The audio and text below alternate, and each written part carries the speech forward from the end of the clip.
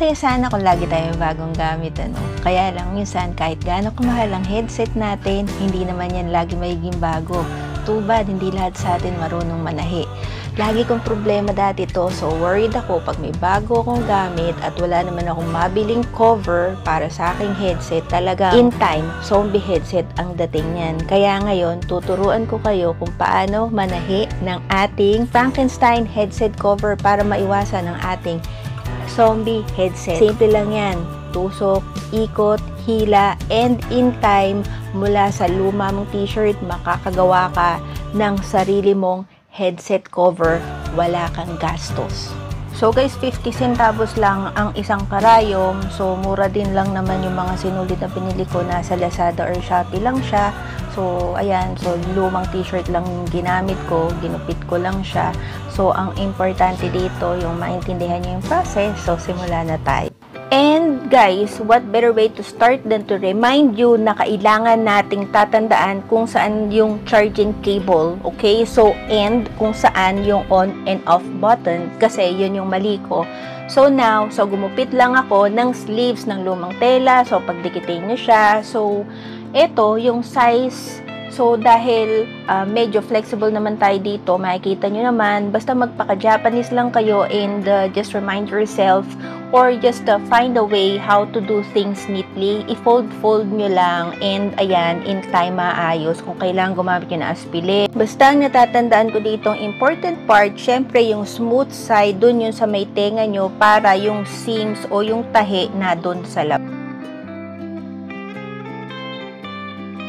So, itinusok natin yung ating sinulid at karayom at ang makikita nyo, so, tusok uli, tapos, iikot natin, tapos, hihilahin nyo.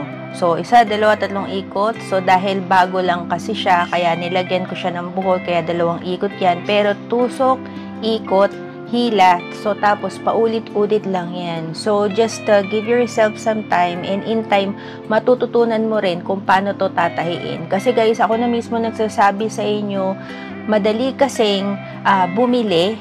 Kaya lang, minsan, buti kung may mabibili. Kasi minsan, actually, madalas pa sa minsan, walang available. Lalo na kung nagpapaiba-iba ka ng headset kasi nga like ka nagkakaroon ng zombie headset.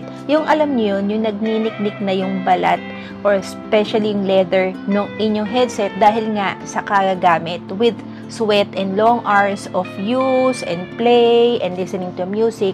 So, kailangan, tingin ko, isa ito sa mga practical life skills na pwede nating matutunan. Anyway guys, so pwede nyo naman siyang gawin na parang protective cover. Alam niyo yun yung parang sa pillow. So meron siyang cover talaga. So parang inner cover. Tapos meron din siya yung aesthetic part na yung magandang cover sa labas. So ayan guys. So kita nyo, madali lang siya. And itong part na to, ayan. So ganyan lang magbuhol. So, basta practice lang kayo. So, madami kayong masisave na money basta marunong kayong manahi. Okay? So, titigil na ako. Hanggang dito na lang and see you later on kapag nagde-design na tayo ng ating Frankenstein headset cover.